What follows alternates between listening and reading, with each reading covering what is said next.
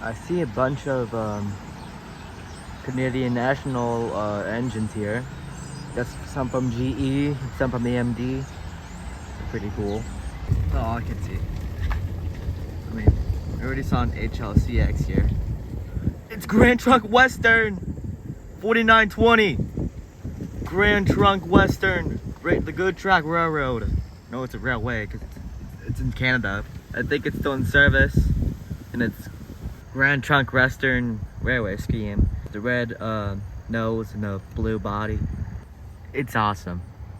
I never knew I would see one here. CN Yard Office in Green Bay. It's raining a lot. I can tell. Right there.